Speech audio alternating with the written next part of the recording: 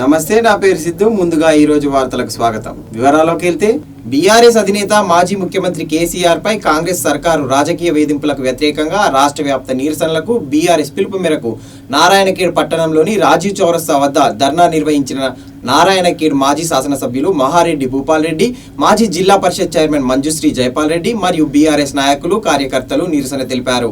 ఈ కార్యక్రమంలో బీఆర్ఎస్ మండల పార్టీ అధ్యక్షులు, బీఆర్ఎస్ పార్టీ ప్రజాప్రతినిధులు, మాజీ ప్రజాప్రతినిధులు, మున్సిపాలిటీ నాయకులు, బీఆర్ఎస్పీ నాయకులు, యువత, సోషల్ మీడియా వారియర్స్, కార్యకర్తలు, అభిమానులు తదితరులు పాల్గొన్నారు. కేటీఆర్ గారిని, హరీష్ రావు గారిని అందరినీ కూడా కాంగ్రెస్ ప్రభుత్వం వేధిస్తూనే ఉంది. అన్నీ కూడా తప్పుడు కేసులలో ఇరికిచ్చేసి, అక్రమ కేసులలో ఇరికిచ్చేసి ఇబ్బంది పెడదామని ప్రయత్నం చేస్తున్నారు. ఇది ప్రజలు గమనిస్తున్నారు. తప్పకుండా ఈ కాంగ్రెస్ పార్టీకి రేపు జరగబోయే మున్సిపల్ ఎన్నికల్లో ప్రజలు బుద్ధి చెప్పబోతారని తెలియజేస్తున్నాను. ఇవన్నీ ఎన్నికల టైంలో మరి వీళ్ళకు సమయం దొరకనీయకుండా, ప్రచారం చేయనీయకుండా ఎన్నికలు గెలుచుకుందామని చెప్పేసి కాంగ్రెస్ చేసే ప్రయత్నం ఇది. అక్రమ కేసులు పెట్టి, అక్రమ నోటీసులు పంపించేసి ఇబ్బంది పెట్టే పరిస్థితి ఉంది.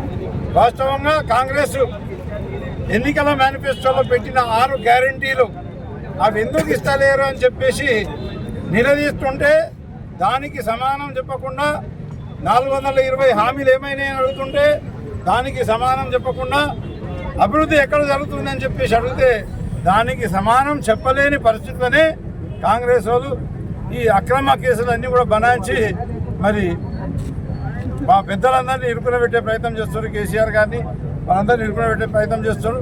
కానీ ఎలాంటి ఒక నయా పైసా తప్పు చేయలేదు మా వాళ్ళు. ఎక్కడ కూడా వాళ్ళని ఏ రకంగా కూడా మీరు వాళ్ళని తప్పు పట్టలేని పరిస్థితి తప్పకుండా తొందరలోనే జరుగుతుందని చెప్పేస్తున్నాం.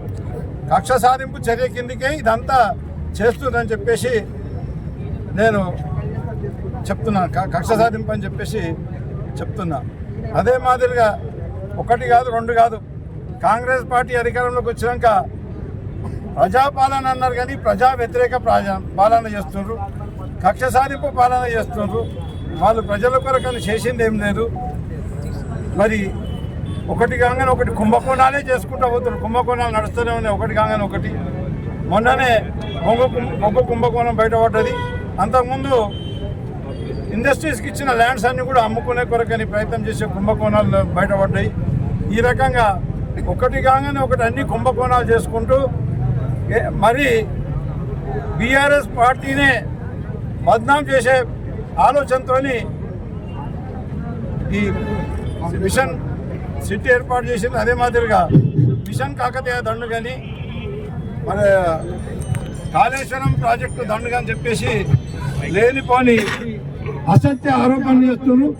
మొన్ననే కేంద్ర ప్రభుత్వం కూడా చెప్పింది, కాళేశ్వరం ద్వారా 90 లక్షల ఎకరాలకు అదనంగా నీళ్ళు వచ్చాయని చెప్పేసి చెప్పడం జరిగింది. కాళేశ్వరం మంచి గొప్ప ప్రాజెక్ట్ అని చెప్పడం జరిగింది.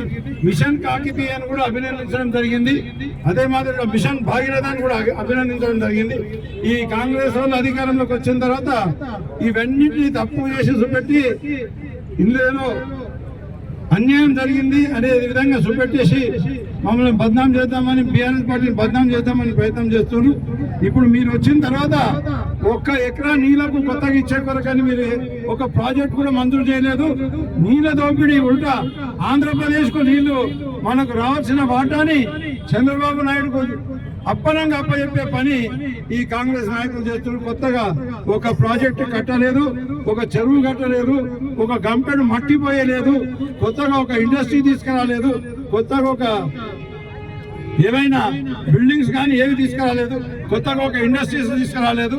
షెల్ కంపెనీలు ఏర్పాటు చేసి షెల్ కంపెనీల ద్వారా వీళ్ళు ఇక్కడ అక్రమంగా సంపాదిస్తున్న డబ్బులన్నీ కూడా, కమిషన్ల ద్వారా సంపాదిస్తున్న డబ్బులన్నీ కూడా తీసుకుపోయి షెల్ కంపెనీలలో పెట్టి మేము కంపెనీలు ఏర్పాటు చేస్తున్నామని చెప్పేసి గొప్పలు చెప్పుకునే ప్రయత్నం చేస్తున్నారు. మరి కాంగ్రెస్ పార్టీకి ఖచ్చితంగా ప్రజలందరూ కూడా బుద్ధి చెప్పే పరిస్థితి ఉంటుంది. ఈ మున్సిపల్ ఎలక్షన్లోనే వాళ్ళు మొన్నటి సర్పంచ్ ఎలక్షన్లో సగం అయిపోయినారు, సగం ఖతం అయిపోయినారు, ఓడిపోయింది వాళ్ళ పని. ఈ మున్సిపాలిటీ ఎలక్షన్లో ఇంకా మిగిలిన సగం 25% అయిపోతుంది. మీకు వచ్చే ఎన్నికల వరకు, జనరల్ ఎన్నికల వరకు కనీసం అడ్రస్ లేకుండా కళ్ళంతా అయ్యే పరిస్థితి ఉంటుందని చెప్పేసి ఇప్పటికైనా మీరు ఇలాంటి పనులన్నీ కూడా మానుకోవాలి. రేవంత్ రెడ్డి గారు, మీరే ఓటుకు నోటు దొంగ, ఆల్రెడీ జైలుకు వచ్చిండ్రు, జైలు జీవితం గడిపి వచ్చిండ్రు. ఇక మా నాయకులను కూడా మీరు ఇబ్బంది పెడదామని ప్రయత్నం చేస్తున్నారు, కానీ ఏమీ జరగదు. ఇప్పుడు కూడా మీరు అధికారంలోకి వచ్చిన తర్వాత కేవలం ప్రభుత్వ సొమ్ము లూటు చేసుడు కానీ, కమిషన్లు కానీ, అదే మాదిరిగా రకరకాల బొగ్గు కుంభకోణం కానీ, రకరకాల కుంభకోణాలు, విద్యుత్ కుంభకోణం, సోలార్ విద్యుత్ కుంభకోణం, ఇలాంటి ఎన్నో కుంభకోణాలు చేసుకుంటూ డబ్బులు కాజేసే ప్రయత్నం చేస్తున్నారు.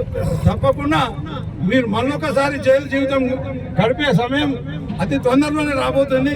ఇంకా రెండున్నర సంవత్సరాల్లో మా ప్రభుత్వం రాబోతుంది. అప్పుడు మీరు ఇప్పుడు కక్ష సాధింపులు చేస్తున్నారు, కానీ అప్పుడు మీరు చేసిన దుశ్చర్యలకు, అక్రమాలకు, దోపిడీకి, కమిషన్లకు తప్పకుండా మీకు శిక్ష పడుతుందని చెప్పేసి రేవంత్ రెడ్డి గారికి తెలియజేస్తూ, మరి మా కేసీఆర్ గారిని కానీ, కేటీఆర్ గారిని కానీ, హరీష్ రావు గారిని కానీ ఎన్ని మీరు కేసులు పెట్టినా కడిగిన ముత్యాలలాగా బయటికి వస్తారని చెప్పేసి తెలియజేస్తూ సెలవు తీసుకుంటాం. సీఎం రేవంత్ రెడ్డి మున్సిపల్ ఎన్నికల ప్రచారానికి షెడ్యూల్ ఖరారైంది.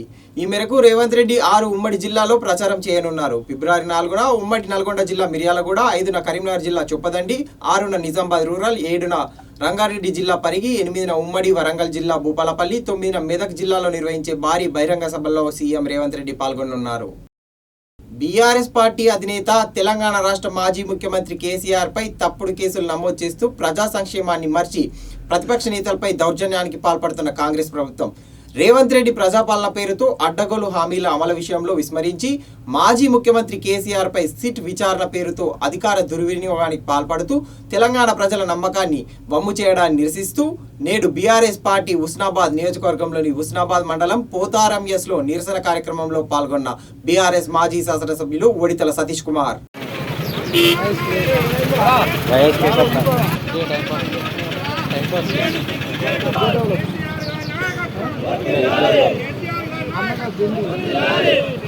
మధ్యప్రదేశ్లోని జబల్పూర్లో చోటు చేసుకున్న అరుదైన ఘటన సోషల్ మీడియాలో వైరల్ అవుతుంది. డ్రంక్ అండ్ డ్రైవ్ తనిఖీల్లో పట్టుపడ్డ ఓ కారును పోలీసు స్టేషన్కు తీసుకొచ్చారు. అయితే డ్రైవర్ను విడిచిపెట్టగా వాహనాన్ని మాత్రం సంకెళ్లు వేసి ఉంచారు. దీనిపై పోలీసులను విచారణ కోరగా భద్రతా కారణాలతో తొలుత హ్యాండ్కప్ వేశామని, తర్వాత గొలుసులతో కట్టామని చెప్పారు. డ్రైవర్ని వదిలేసి కారుకు సంకెళ్లు ఏంటని నెటిజన్లు కామెంట్ చేస్తున్నారు.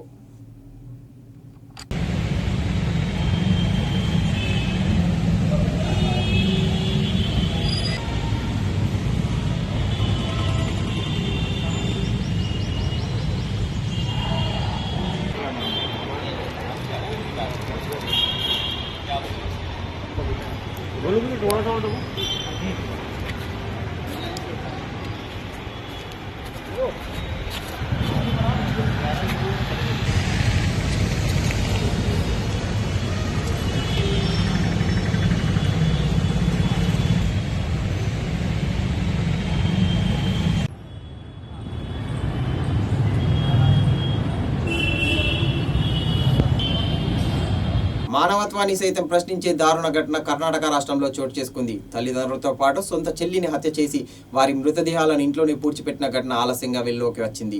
విజయనగర జిల్లా కొట్టూరు జరిగిన ఈ సంఘటన శుక్రవారం బయటపడటంతో స్థానికంగా తీవ్ర కలకలం రేగింది. పోలీసు సమాచారం ప్రకారం కుటుంబ సభ్యుల మధ్య తలెత్తిన వివాదాలే ఈ అమానుష ఘటనకు కారణమై ఉండొచ్చని ప్రాథమికంగా భావిస్తున్నారు. మేడారంలో భక్తుల తరలింపులో టీజీఎస్ఆర్టీసీ విఫలమైంది. గంటల తరబడి ఎదురు చూసినా బస్సులు లేకపోవడంతో భక్తులు అసహనం వ్యక్తం చేస్తున్నారు. మరోవైపు భారీగా ట్రాఫిక్ జామ్ అయింది. హన్మకొండ, హైదరాబాద్ వెళ్లేందుకు బస్సులు లేకపోవడంతో ప్రయాణికులు మండిపడుతున్నారు. వేలాది మంది భక్తులతో ఆర్టీసీ బస్టాండ్లు కిక్కిరిసిపోయింది. దీంతో చంటిబిడ్డల తల్లులు, వృద్ధులు, మహిళలు తీవ్ర ఇబ్బందులు పడుతున్నారు.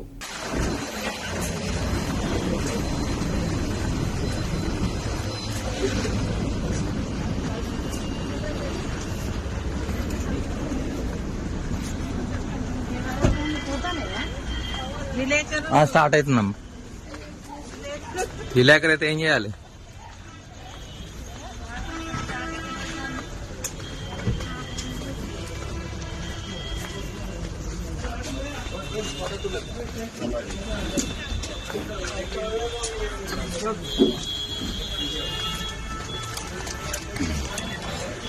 ₹4 లక్షల లంచం తీసుకుంటూ దొరికి పోలీస్ హైడ్రామా. బెంగళూరుకు చెందిన ఇన్స్పెక్టర్ గోవిందరాజు లంచం తీసుకుంటూ దొరికిపోయిన తీరు కామెడీగా మారింది. చిట్ ఫండ్ స్కామ్ తో ఓ కాంట్రాక్టర్ నుంచి ₹4 లక్షల లంచం తీసుకుంటూ లోకాయుక్తకు చిక్కారు. తప్పించుకోవడానికి నానా హంగామా చేశారు. అరెస్ట్ చేస్తుంటే కేకలు వేస్తూ పబ్లిక్ సింపతి కోసం హైడ్రామా క్రియేట్ చేశారు. అవినీతి చేస్తూ అడ్డంగా దొరికిపోయి నాటకాలు వేయడం మంచిది కాదని ప్రజలు అభిప్రాయపడుతున్నారు.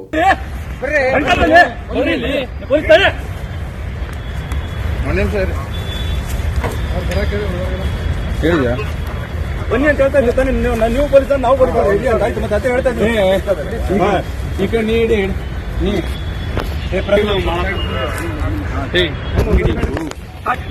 Please please please please please please please please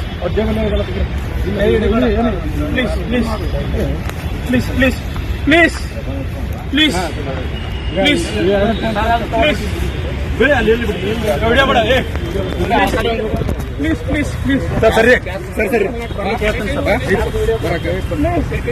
please please ಸಮಾಧಾನ ಸಮಾಧಾನ ಆಯ್ತು ನೀವು ಸಮಾಧಾನ ಆಗಿ ಸರ್ ಸಮಾಧಾನ ಆಗಿ ಸಮಾಧಾನ ಆಗಿ ಆಯ್ತು ಆಯ್ತು okay okay okay sir okay okay ಹೇಳಿದ್ರಿ ಸರ್ ಆಯ್ತು ಸರ್ ಈ ಶ್ವೇತಾಗ ಲೊಕೇಶನ್ ಕಳಿಸ್ತಾರೆ ಅಮೌಂಟ್ ತೆಗಿಬೇಕು ಇಲ್ಲ ಅವ್ರಿಗೆ ಕಳಿಸಿರಿ ಸರ್ ಇವ್ರು ಜೀಪ್ ತಗೊಂಡ್ಬರತ್ತಲ್ಲ